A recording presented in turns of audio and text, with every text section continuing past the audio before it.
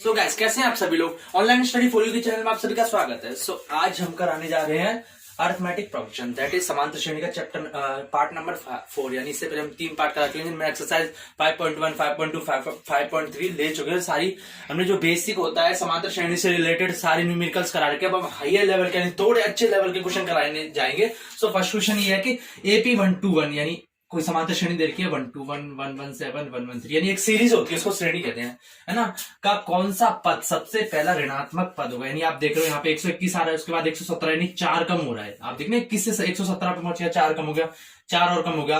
यानी धीरे धीरे करके कहीं ना कहीं तो माइनस में जा रही होगी ना संख्या। फिर सपोज करो कुछ आ रहा होगा, 1 आ रहा होगा, फिर -2, -7 ऐसे कम होती जा रही होगी, तो माइनस में पहुंचती जा रही होगी। तो पूछा है कि सबसे पहला ऋणात्मक, यानी इनमें 1 के बाद सबसे पहला ये है ना, होने को तो माइनस में ये भी है, लेकिन पहले ही पहला ऋणात्मक, प्लस के बाद जस्ट अगला ऋणात्मक वाला ये आ रहा है ना पहला। तो ये पद पूछा कि कौन से नंबर का होगा।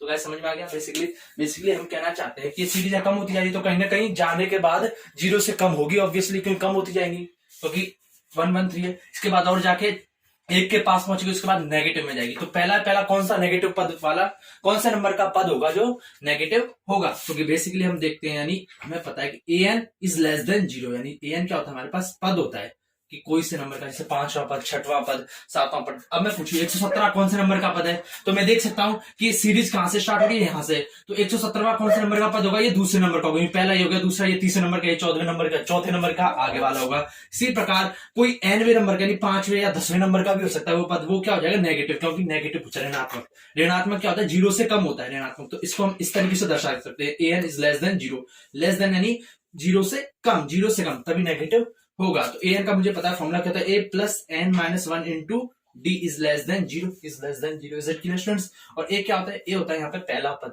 यहाँ पे a क्या होता है, a पहला पद होता है, d होता है सार्वंतर। सार्वंतर यानी दो लगातार संख्याओं के बीच का डिफरेंस। जैसे इन दोनों का डिफरेंस ले लो, कितना आएगा, 121 माइनस, सॉरी गाइस, पीछे वाली में से आगे वाली घटाते तो 117 माइनस 121 दैट इज -4 आ जाएगा, क्योंकि देखो ये बड़ी संख्या है और ये छोटी संख्या है। या फिर आप इन दोनों के बीच का डिफरेंस किन्हीं भी दो लगातार संख्याओं के बीच का डिफरेंस ले सकते हैं। तो इसमें क्या हो जाएगा, 113 माइनस 117, यानी पीछे वाली में से घटाएंगे हमेशा, आज ये ध्यान रखना गाइस।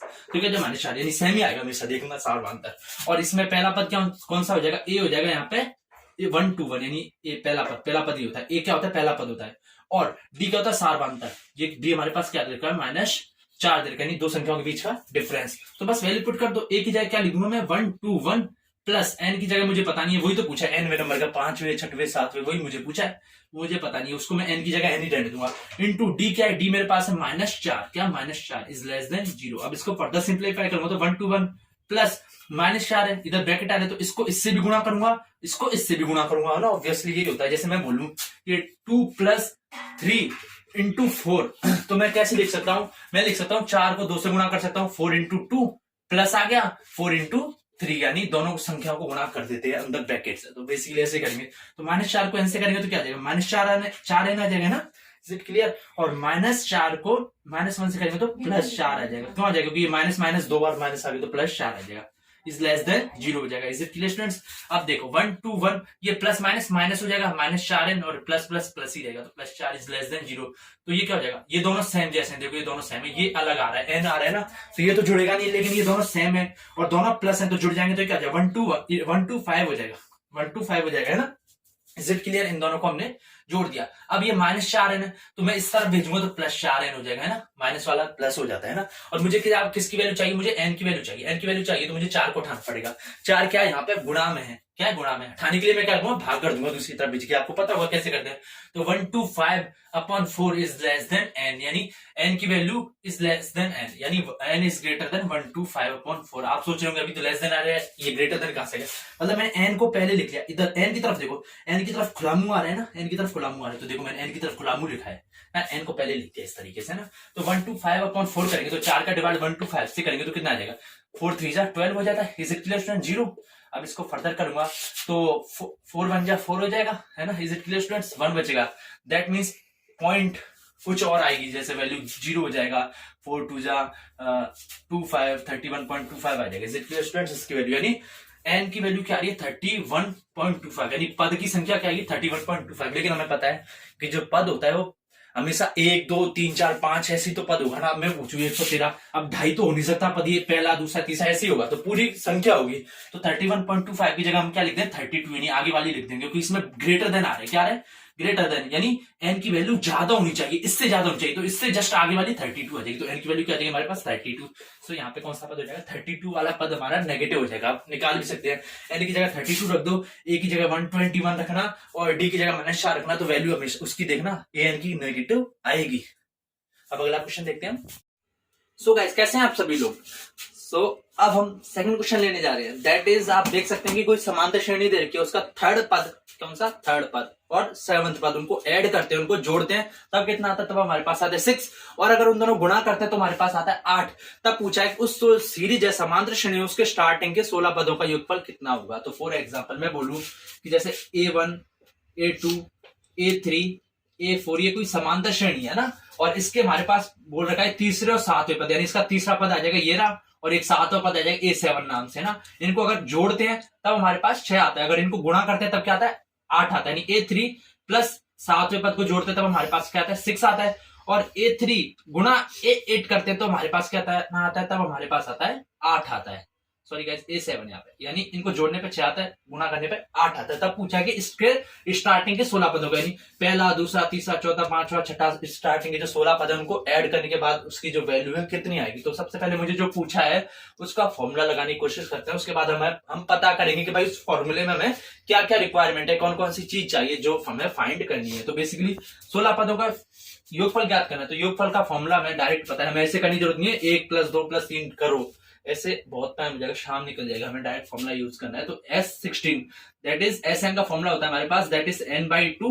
N क्या होता है यहाँ पे पदों की संख्या, जैसे 16 पदों का या 17 पदों का, तो N की जगह ये आ जाएगा N/2। और 2A, A क्या होता है यहाँ पे स्टार्टिंग पद, पहला पद, यानी जो सीरीज है कहां से स्टार्ट हो रही है, 2A + N-1 इंटू D क्या होता है, D होता है सारवंतर, यानी जो समांतर श्रेणी है उसके कोई दो लगातार, कौन से लगातार, याद करना गाइस, लगातार जो दो डिजिट आ रही है उनके बीच का डिफरेंस। फॉर एग्जांपल मैं इसका सारवांतर पूछूं तो जो ये सीरीज है इसका सारवांतर क्या हो जाएगा, इस वाली में से ये वाली घटा दूंगा, यानी A2 - A1 या फिर A3 - A2, यानी कोई भी दो लगातार के बीच का डिफरेंस है ना, ये सारवांतर है। तो गाइस मैं रख देता हूं 16 पद होगा, तो n की जगह 16 लिख दूंगा, तो 16/2 दैट इज 16/2। n की जगह मैंने 16 लिख दिया, और 2A प्लस n की जगह मैं 16 करूंगा, तो n-1 that is 16 - 1 that is 15, तो 15D हो जाए, क्या जाए 15D। तो मुझे पता है कि 16 2 इनको तो मैं आराम से सॉल्व करूंगा, लेकिन इधर A और D आ रहा है, ये मुझे पता नहीं है। अब मुझे ये निकालनी है, क्या करनी है मुझे निकालनी है, क्योंकि भाई अब पदों का योगफल पूछा है तो इसकी कुछ ना कुछ तो वैल्यू आ रही है। वैल्यू आने के लिए मुझे पहले यहाँ से तो इनका सुपड़ा साफ करना पड़ेगा ना, तो इनको हटाने के लिए मैं फाइंड करूंगा, तो इसके इक्वेशन नंबर पहले लिख लेता हूँ। अब मैं इनको कैसे फाइंड करूंगा, तो मेरे पास देखो दो कंडीशन देखिए, एक तो योगफल वाली एक गुणा वाली, दोनों कंडीशन का यूज करते हुए मैं A और D की वैल्यू फाइंड कर लूंगा, जिसमें वैल्यू पुट कर दूंगा और हमारा आंसर आ जाएगा। तो गाइस आप देख सकते हैं A3 + A7 दैट इज 6। तो A3 मुझे पता है क्या होता है, इसको मैं यहाँ पे लिख रहा हूँ, A3 होता है A + 2D होता है, A + 2D होता है। कैसे आया ये, तो मुझे पता है कि A3 यानी तीसरा पद, तो nवें पद का फॉर्मूला होता है that is A + N-1 into D, मुझे पता है फॉर्मूला होता है। ये क्या होता है यहाँ पे स्टार्टिंग पद, तो A प्लस तीसरा पद है तो n की जगह 3 रखूंगा, तो 3 - 1 दैट इज 2 हो जाएगा, क्योंकि 3 में से 1 घटाएगा तो 2 आ जाएगा, A + 2D आ जाएगा ना, तो A3 की जगह A + 2D लिख दिया। ऐसे ही A7 की जगह क्या लिखूंगा मैं, A + n की जगह 7 रखूंगा, क्योंकि सातवां पद है ना, तो 7 - 1 क्या हो जाएगा 6 आ जाएगा, तो A + 6D + A + 6D that is 6 हो जाएगा। स्टूडेंट्स जब ये दोनों सेम है, इन दोनों को जोड़ेंगे तो 2 आ जाएगा, और ये दोनों सेम है 2D 6D, यानी 2 आम 6 आम, ये दोनों सेम है तो ये जुड़ जाएंगे, 8 आम हो जाएंगे ना, तो 8 दैट इज 6। अब देखो इधर भी 2 8 6 में कॉमन चीज आ रही है, 2 से तीनों संख्या गुणा हो रही है ना, ये भी 2 से गुणा हो रही है, ये भी 2 को 4 से गुणा कर देंगे 4D से करेंगे 8D आ जाएगा, ये भी 2 को 3 से करेंगे तो 6 आ जाएगा। तो देखो मैं 2 गुणा A लिख सकता हूँ, इसको जब भी तो 2 आ रहा होगा, इसको मैं क्या लिख सकता हूँ, इसको मैं लिख सकता हूँ 2 गुणा 4D लिख सकता हूँ, क्योंकि 2 को 4 से करेंगे तो 8D हो जाएगा ना, और इसको भी क्या लिख सकता हूँ मैं 2 गुणा 3 लिख सकता हूँ, तो देखो ये 2 कट जाएंगे, सब में सेम आ रहे हैं तो कट जाएंगे, डायरेक्ट नहीं कटते, बेसिकली 2 का डिवाइड जाता है दूसरी तरफ जाके तो अपने आप कट जाता है, पर मैंने डायरेक्ट बता दिया। तो इससे क्या आ जाएगा, इससे आ जाएगा मेरे पास A + 4D दैट इज 3 आ जाएगा, 3 आ जाएगा, ऐसे याद करना, इसको मैं बाद में अप्लाई करूंगा। तो A3 इंटू A7, अब यानी ये दूसरी कंडीशन इनका गुणा वाली। तो A3 क्या थी मेरे पास, ये था A + 2D था, मैं इसको लिख रहा हूँ आगे यहाँ पे लिख रहा हूँ, A + 2D था इंटू A7 की जगह क्या लिखूंगा, A7 की जगह मैं A + 6D कैसे आया आपको पता है A6, ये वाला फॉर्मूला मैंने लिखा ए प्लस 6d, दैट इज 8 दे रखा है, 8 दे रखा है तो ए प्लस 2d। अब मैं ए प्लस 2d की वैल्यू यहां से निकालूंगा गाइस, 8 देंगे गाइस। तो देखो ए प्लस 2d है तो यहाँ पे मैं ए प्लस 4d को क्या लिख सकता हूँ, a plus 2d plus 2d that is 3, यानी 2d plus 2d that is 4d। समझ में आ रहा है ना? मैं बोलूं 2 आम प्लस 2 आम दैट इज 4 आम, यानी 4 आम को मैं फर्दर डिवाइड कर दिया 2 आम प्लस 2 आम, यानी हम 2 रोटी होती है तो उनको 2 भाइयों में बांट देते ना, एक रोटी इसको एक रोटी इसको दे दी। ऐसे ये क्या है, 4 रोटी है 2 भाइयों में बांटनी तो 2 रोटी बांटती, तो 2d प्लस 2d। मैंने 2d में इसलिए तोड़ा क्योंकि मुझे 2d की मैं ही यहाँ पे दे रखा है, तो क्या लिखूंगा ए प्लस 2d की वैल्यू में क्या निकालूंगा, इस 2d को इस तरफ भेज दूंगा, तो मुझे क्योंकि ए प्लस 2d ही चाहिए तो इसको इस तरफ भेजूंगा तो 3 माइनस 2d हो जाएगा, क्योंकि इधर प्लस में आ रहा है ना, इस तरफ जाके बाद माइनस 3 माइनस 2d हो जाएगा। तो गाइस यहाँ पे मैं ए प्लस 2d की जगह क्या लिख सकता हूँ, मैं 3 माइनस 2d लिख सकता हूँ ना मैं, इनटू ए प्लस 6d की क्या जगह क्या लिख सकता हूँ मैं गाइस, इसको मैं लिखता हूँ कि a plus 4d plus 2d that is 8, यानी ए प्लस 2d की जगह तो मैंने 3 माइनस 2d लिख दिया, यहां से पता चल गया कैसे आया। ए प्लस 6d को मैंने किस में तोड़ दिया, ए तो एज इट इज रहने दिया, प्लस 6 आम को मैंने किस में तोड़ दिया, 4 आम और 2 आम, या 6 रोटी को 4 रोटी और 2 रोटी में फर्दर मैंने डिवाइड कर दिया। अब देखो अब मैंने 3 माइनस 2d किया ना, 3 माइनस 2d ये तो एज इट इज रहने दूंगा, और ए प्लस 4d की जगह क्या लिख दूंगा मैं यहाँ पे, देखो ए प्लस 4d की जगह मैं बराबर 3 है ना, मैं बोलूं कि एक के जेब में पैसे और दूसरे की जेब में पैसों को जोड़ के कोई तीसरे की जेब में पैसे के बराबर है, तो मैं क्या कर सकता हूँ कि मैं उन दोनों के पैसों की जगह तीसरे के पैसे भी तो डायरेक्ट रख सकता हूँ ना, क्योंकि इक्वल है ना, तो मैंने रख दिया। बस ये प्लस 4d की जगह मैं क्या लिख सकता हूँ, 3 plus 2d as it is चल रहा है। Is it clear students? मैंने ऐसा इसीलिए किया क्योंकि अभी देखो अभी इसमें ए और डी दो वेरिएबल आ रहे थे, यानी दो चीजें आ रही थी, इनको फाइंड करना आसान नहीं होता। अब देखो इसमें डी आ गया, सिर्फ डी बचा नहीं, इसकी अब सिर्फ डायरेक्ट कोई इक्वेशन दे दिया, उसमें सिर्फ एक ही चीज वेरिएबल होता है, जैसे सिर्फ एक्स हो या सिर्फ वाई हो तो आसान होता है इसको सॉल्व करना, बजाय 2 3 4 वेरिएबल हो तो उनमें टफ हो जाता है, तो इसलिए मैंने सिंगल वेरिएबल में कन्वर्ट कर लिया। तो देखो यहाँ पे आ रहे हैं ए माइनस बी इंटू ए प्लस बी, यानी देखो ये क्या है, ए यहाँ पे 3 है, बी क्या है 2d है, यहाँ पे ए क्या है 3 है, बी क्या है 2d है, तो यानी ए माइनस बी इंटू ए प्लस बी, यानी कोई दो संख्याओं का डिफरेंस इंटू उन संख्याओं को ऐड करते हैं तो उसका फॉर्मूला क्या होता है, उसका होता है ए स्क्वायर माइनस बी स्क्वायर होता है, यानी 3 का स्क्वायर माइनस बी स्क्वायर यानी 2d का square that is 8। Is it clear students? 3 का स्क्वायर करूंगा तो क्या आ जाएगा 9 आ जाएगा, माइनस 2d का स्क्वायर यानी 4d स्क्वायर हो जाएगा। Is it clear? क्योंकि देखो 2d यानी 2 का भी स्क्वायर होगा, d का भी स्क्वायर होगा, तो 4, 2 का तो 4 हो जाएगा, d स्क्वायर का d स्क्वायर रहेगा दैट इज 8। अब देखो मुझे d स्क्वायर यानी मुझे d की वैल्यू चाहिए, तो इसको मैं इस तरफ भेजूंगा, क्या भेजूंगा इस तरफ, है ना, तो 9 क्या आ जाएगा 4d स्क्वायर, तो माइनस तो इस तरफ प्लस आ जाएगा, प्लस 8 चल ही रहा है। अब मुझे d स्क्वायर चाहिए सिर्फ, तो इसको मैं वापस इस तरफ भेजूंगा, तो फर्दर करूंगा तो 9 minus 8 that is 4d square, है ना, तो 9 माइनस 8 क्या हो जाएगा 1 दैट इज 4d स्क्वायर, और जब इसको फर्दर सिंप्लीफाई करूंगा तो d स्क्वायर क्या आ जाएगा दैट इज 4 को डिवाइड करूंगा तो 1/4, यानी d स्क्वायर दैट इज 1/4, तो d की वैल्यू क्या आ जाएगी प्लस 1/2 एंड माइनस 1/2, क्योंकि आप रख के देखो d की जगह 1/2 रखेंगे तो इसका स्क्वायर 1/4 हो जाएगा, और माइनस 1/2 रखेंगे तो उसकी वैल्यू भी प्लस ही आती है जब स्क्वायर करते हैं, तो यानी कि d की वैल्यू 1/2 और माइनस 1/2 आ जाएगी। तो मुझे पता चल गया कि d की वैल्यू एक तो 1/2 है, प्लस एक बार इसको मैं यहाँ से साफ कर देता हूँ, तो d की वैल्यू एक तो मेरे पास आ गई प्लस 1/2, है ना, और एक आ गई माइनस 1/2। तो एक बार जैसे d की वैल्यू 2 आई है वैसे a की भी तो वैल्यू 2 आएंगी ना, तो मैं ये वाली इक्वेशन को इसी उठा लेता हूँ, सॉरी गाइस ये वाली उठा लेता हूँ, a plus 4d that is 3 है, a plus 4d that is 3, तो एक बार तो 1/2 की जगह 1/2 रखूंगा d की जगह, तो a plus 4 into 1/2 that is 3, तो a प्लस 4 इंटू 1/2, 4 को 1 से करेंगे तो 4 हो जाएगा, और नीचे 2 से डिवाइड है तो क्या आ जाएगा 2 आ जाएगा, जब इसको फर्दर सिंप्लीफाई करेंगे तो दैट इज 3 आ जाएगा, तो a बराबर 1 आ जाएगा, क्योंकि 2 को इस तरफ भेजा तो a 1 आ गया। यानी जब d की वैल्यू 1/2 है तब a की वैल्यू क्या आ रही है, a की वैल्यू आ रही है 1 आ रही है ना, समझ में आ गया। अब मैं माइनस 1/2 लेता हूँ, क्या माइनस 1/2, तो लिखता हूं इसी फॉर्मूले में a plus 4 into minus 1/2 that is 3, तो a प्लस 4 को ये कैंसिल आउट हो जाएगा 2 से, है ना, इज इट क्लियर? या फिर 4 को माइनस 1 से करें तो minus 4 upon 2 that is minus 2 आ जाएगा, क्या आ जाएगा माइनस 2, क्योंकि माइनस 1 भी है ना, बराबर 3, a प्लस माइनस माइनस हो जाएगा माइनस 2 दैट इज 3, तो a क्या आ जाएगा 2 को इस तरफ भेजेंगे तो 3 प्लस 2 हो जाएगा, 3 प्लस 2 दैट मीन्स 5, यानी जब d की वैल्यू क्या है माइनस 1/2 है तब a की वैल्यू क्या है 5 है, तो मेरे पास d और a की वैल्यू आ गई। अब इसमें पुट कर देंगे, क्या कर देंगे पुट कर देंगे, तो गाइस बाकी सब मिटा देता हूं मैं, जो मेरे पास काम की चीज है उसको मैं रहने देता हूं। तो बेसिकली अब मिट चुका है पूरा।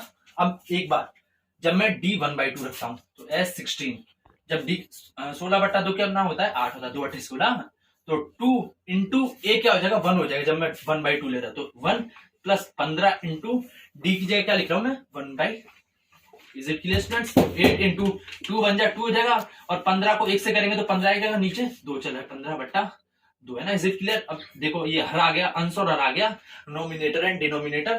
तो अब क्या करेंगे, तब हम इसका एलसीएम लेंगे। क्या लेंगे? एलसीएम दोनों का। 1 और 2 का एलसीएम आपको पता है, ऐसे ले लेते हैं, 1 और 2 लिखते हैं, फिर 1 फिर 2 ऐसे करते हैं, एलसीएम लेना आपको आता होगा।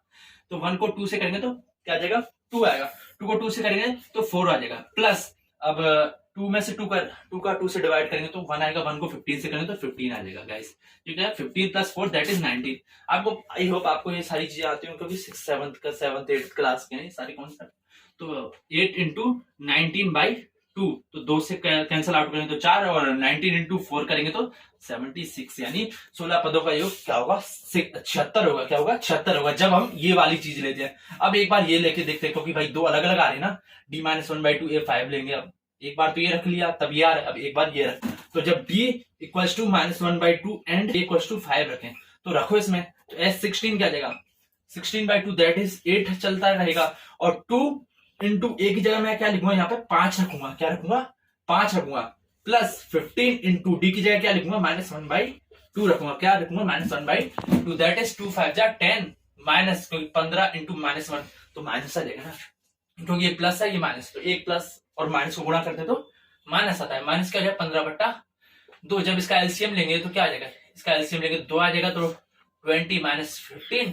जब इसको फर्दर करेंगे तो 8 इंटू 20 में से 15 गए तो 5/2, तो 8 5 जा 40 होता है। क्या होता है 40 और नीचे 2, जब भाग करेंगे तो 20 आ जाएगा। भाग करना आई होप आपको आता होगा, तो 2 दूनी 4 है ना, 0 आ गया। 0 नहीं जा रहा तो इधर 0 कर देते तो 20 आंसर आ गया। तो यानी कि इसके आंसर 2 आएंगे, एक तो 76 आएगा, एक 20 आंसर आएगा। आई होप ये काफी अच्छा क्वेश्चन था, आपको समझ में आया होगा। बेसिकली हमने क्या किया, हमने समांतर श्रेणी का प्रथम पद ए मान लिया, सार्वंतर डी मान लिया, और बस जो हमने योगफल का फॉर्मूला लिखा, जैसे फॉर्मूला लिखा हमें पता चल गया कि भाई ए और डी हमें पता करना है, जब तो अगर ए और डी पता चल गया तो हमारे पास आंसर आ जाएगा।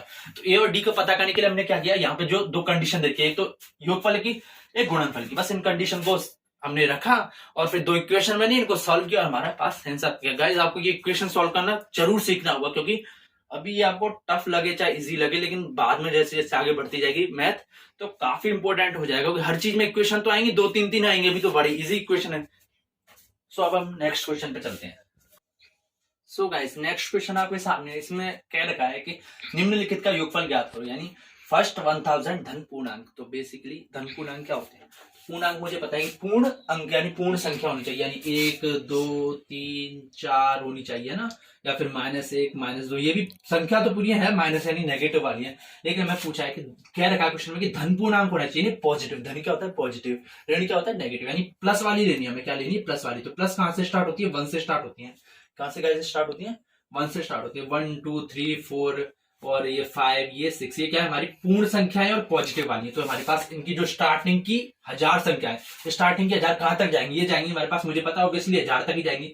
1 से स्टार्ट हो रही है पहली संख्या, दूसरी 2 पे, तीसरी 3 पे हो रही है, चौथी 4 पे, तो ऑब्वियसली 1000वें नंबर की 1000 पे खत्म हो रही होगी। तो मुझे पूछा कि इन 1000 संख्याओं का मुझे योगफल करना है। तो मुझे पता है योगफल का फॉर्मूला होता है SN, that is n/2 2a यानी प्रथम पद। n क्या है? जितनी भी संख्या का पूछा है हमें, 2a प्लस n-1, और d मैंने बार बार से बता दिया सार्वंतर होता है, नहीं कोई भी 2 संख्याओं का डिफरेंस निकाल लो। तो n मुझे पूछा है 1000 पूछा है, 1000 धनात्मक पूर्णांक, तो n की जगह मैं क्या लिख दूंगा? 1000 लिख दूंगा, और नीचे 2 हो जाएगा। क्या हो जाएगा? 2 हो जाएगा। और 2 इंटू a क्या है? a मेरे पास, यानी a होता है प्रथम पद। स्टार्ट कहां से हो रही है? स्टार्ट 1 से हो रही है। आप देख सकते हैं यार, ये तो सीधे आंख बंद करके भी कोई भी देख सकता है। तो a 1 हो जाएगा, प्लस n की जगह क्या लिखूंगा मैं? n की जगह 1000 लिखूंगा, तो 1000 माइनस 1 करेंगे तो क्या आ जाएगा? 999। क्या आ जाएगा? 999। अरे यार आपको 1000 घटाना नहीं आता क्या? 1000 में से 1 घटाना, 0 में से 1 जाएंगे नहीं तो ये हासिल लेगा, तो इधर क्या हो जाएगा? 10 हो जाएगा। तो 10 में से 1 गया तो 9। क्या होगा? 9। अब ये क्या था? 0, इसने इसको दी तो ये तो दे नहीं सकता था, बेसिकली क्या किया कि यार जीरो में से एक तो जा नहीं सकता, तो ये इससे उधार लेने जाएगा, इसके पास खुद ही ये गरीब है, तो ये क्या करेगा, ये इस बगल वाले से मांगेगा, ये भी खुद भी गरीब है क्योंकि इसके पास भी जीरो, तो क्या ये बगल वाले से मांगे, तो हाँ भाई ये अमीर है तो ये दे देगा इसको, तो इसके पास क्या बचेगा, इसके पास तो जीरो बचेगा, ये इसको दे देगा, क्या हो जाएगा, इसके पास 10 हो जाएगा, है ना। अब इसके पास आ गया तो इसके पास तो 10 रुपए हो गए ना, 10 हो गए, अब ये पैसे वाला हो गया। अब ये जब ये वाला इससे मांगने गया था तब भाई ये अपना एक दे देगा, तो इसके पास कितना बचेगा, इसके पास 9 बचेगा, इसके पास 10 हो जाएगा, है ना। अब इसके पास भी पैसे आ गए, तो भाई ये कहेगा हाँ भाई मेरे पास एक मेरा दोस्त मांगने आया था, तब ये अपने पुराने वाले दोस्त को दे देगा 1 रुपया, तो इसके पास हो जाएगा 10 और इसके पास क्या 9 रह जाएंगे। जेड क्लियर, 10 में से एक गया तो 9 और 9 में से जीरो गए, इधर तो कुछ ही नहीं है तो जीरो ही होता है, तो ये तो 9 ही बचेगा और ये भी 9 बचेगा, इधर तो जीरो है तो 9 से 99 आ जाएगा। That is clear students. और गाइस मैं इसको मैं एक बार मिटा देता हूँ, इसको क्या करता हूँ, एक बार मिटा देता हूँ, क्या करता हूँ, मिटा देता हूँ। तो आप देख सकते हैं यहाँ पे 2 इंटू ए यानी that is 1 plus 999 into D यानी सारवांतर डिफरेंस, तो 2 में से एक गया तो एक आ जाएगा, यानी इसका सारवांतर क्या आ जाएगा, एक आ जाएगा। आप सोच रहे हो यहाँ से इनका नहीं घटाएं, इन दोनों घटा लो भाई, कोई भी दो लगाते रहो घटा लो, तो 5 में से 4 गए तो एक आएगा, तो भी एक भी आएगा, 6 में से 5 गए तो भी एक ही आएगा, तो सेम आएगा, तो दैट इज 1। तो क्या आएगा 1000/2 करेंगे तो 500 आता है ना। Z clear students. 2 को 1 से करेंगे तो 2 आ जाएगा, प्लस 999 को 1 से करेंगे तो 999 ही आएगा। तो देखो गाइस 5000 इंटू 999 में 2 जोड़ेंगे तो क्या आ जाएगा 1001 आ जाएगा। जब इसको फर्दर सिंप्लीफाई करेंगे तो गाइस मैं एक बार इसको कर देता हूं, तो जब आपको गुणा करेंगे तो देखो 1001 इंटू 500 करेंगे, तो आप वैसे मैं कर देता हूँ डायरेक्ट, 4 गुना आ जाएगा जीरो, ये भी 4 जीरो आ जाएगी, दैट इज करेंगे तो 5 को 1 से करेंगे तो 5 0 0 दैट इज 5, तो क्या आ जाएगा इसका आ जाएगा 5 0 0 5 0 0, तो क्या आ जाएगा इसके पास 5 0 0 5 0 0, तो ये हमारा आंसर है। क्या आ गया, प्रथम 1000 धनात्मक पूर्णांक। अब प्रथम n धनात्मक पूर्णांक, यानी कि अभी तो मुझे पता था कि 1000 धनात्मक पूर्णांक है, अब मुझे पता नहीं n हो सकते हैं, वो 500 भी हो सकते हैं, 600 भी हो सकते हैं, 700 भी हो सकती है, 800 भी हो सकती है, 1 लाख भी हो सकती है, तो मैं n की जगह n ही रखूंगा, क्योंकि अभी तक तो मुझे पता था 1000 था तो n की जगह 1000 रख दिया। अब मुझे पता नहीं है n धनात्मक पूछा है n, तो जो पदों की संख्या में n ही रहने दूंगा, तो बेसिकली तो प्रथम n धन पूर्णांक, तो मुझे पता है धनात्मक पूर्णांक 1 2 3 4 ये 1 से स्टार्ट होते हैं ना, तो इसका प्रथम पद क्या है 1 है, आप देख सकते हैं मैंने बता रखा है, और डी क्या है, डी भी 1 है, यानी 2 में से 1 घटाते हैं, ये 1 है। तो मुझे पूछा है योगफल पूछा है, तो एसएन क्या होता है, एसएन होता है n/2 into 2a plus n-1 into D, ये फॉर्मूला होता है। अब मुझे पूछा है, अभी तो पूछा था 1000 का, तो n की जगह मैंने 1000 रख दिया था, अब मुझे पूछा है n धनात्मक पूर्णांक, यानी फिक्स नहीं है, कोई भी नहीं है, कोई भी n हो सकती है, तो n की जगह n ही रहने दूंगा। जब मुझे पता नहीं हो कोई चीज तो उसको मैं वैसे का वैसे ही रहने दूंगा। तो 2 इंटू ए मुझे पता है 1 है, प्लस n की जगह n रहने दूंगा, क्योंकि मुझे पता नहीं भाई कितने धनात्मक पूर्णांक है, और d की जगह मैं 1 कर दूंगा, है ना। तो n/2 और 2 को 1 से करूंगा तो 2 हो जाएगा, प्लस 1 को n से करूंगा तो n आ जाएगा, और 1 को 1 से करूंगा तो -1 आ जाएगा, क्योंकि ये -1 है ना। तो देखो दैट इज n, और n एज इट इज रहेगा प्लस, और 2 और -1 क्या हो जाएगा +1 आ जाएगा, यानी ये दोनों तो एक जैसे है ना, एक ही जात के प्राणी है, तो घटा दूंगा मैं, तो 2 में से 1 गया तो 1 आ जाएगा, तो n+1 आ जाएगा, या 1 + n कर दो, एक ही मतलब है। 1 + 2 करो तो कितना आता है 3 आता है, और 2 + 1 करो तो भी 3 आता है, क्या फर्क पड़ रहा है, और नीचे 2 चल रहा है, तो इसको मैं क्या लिख सकता हूँ, इसको लिखता हूँ n+1/2, तो ये हमारे पास आ गया, इसका आंसर आ गया। तो गाइस हमारी जो समांतर श्रेणी की सीरीज है यहीं पर फिनिश होती है। अब मैं लास्ट में एक बार जाते जाते तीनों जो 3-4 फॉर्मूले हैं उनको एक बार आपको रिवाइज कराना चाहता हूं, उसके बाद ये फिनिश हो जाएगा। तो आपको ये सीरीज कैसी लगी मैं कमेंट करके जरूर बताइएगा। सो गाइस अब लास्ट में फॉर्मूला एक बार दिखा देता हूँ कि कोई सीरीज समांतर श्रेणी है, उसके nवां पद मतलब 5वां पद, 6वां पद, 7वां पद, जैसे कि कोई लाइन होती है पंक्ति में, उस लाइन में मैं पूछूं चौथे नंबर का स्टूडेंट कौन होगा, तो आप देखेंगे पहला, दूसरा, तीसरा, चौथे नंबर का वो उसको खड़ा कर देंगे। तो बेसिकली ऐसे ही सीरीज लिखी होगी, यानी सीक्वेंस लिखा होगा संख्या को, उनमें चौथा पद देखेंगे आप, गिनेंगे 1 2 3, चौथे नंबर का उसको उठा के आप आंसर में लिख देंगे।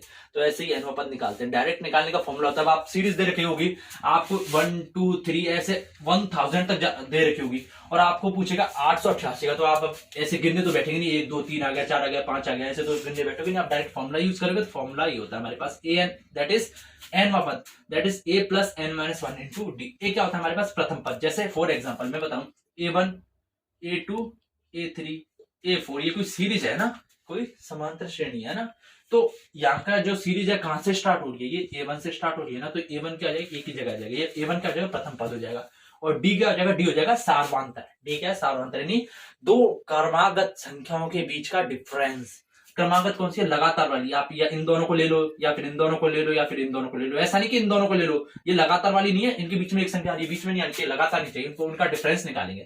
तो इनका डिफरेंस क्या निकालेंगे, A2 माइनस A1। इसमें से इसको नहीं, पीछे वाली में से आगे वाली घटानी है, या फिर A3 माइनस A2, यानी जो डिफरेंस आएगा वो क्या हो जाएगा, D। और यानी क्या होगा, पद, यानी आपको 5 का पूछा है तो n की जगह 5, 7 का पूछा तो n की जगह 7। ऐसे ही n पदों की योगफल का, यानी आपको पूछा 10 पदों का योगफल क्या हो जाएगा। फॉर एग्जांपल मैं कहूं कि 1 2 3 4 ये सीरीज है, 5 6 7 8 9 10। अब इसका योगफल ज्ञात करो, तो आप ऐसे ही करेंगे, 1 + 2 3 3 6 4 10 5 15 6 21 7 28 8 36 9 45 10 55 आ जाएगा, यानी ऐसे जोड़ने का बैठे हो।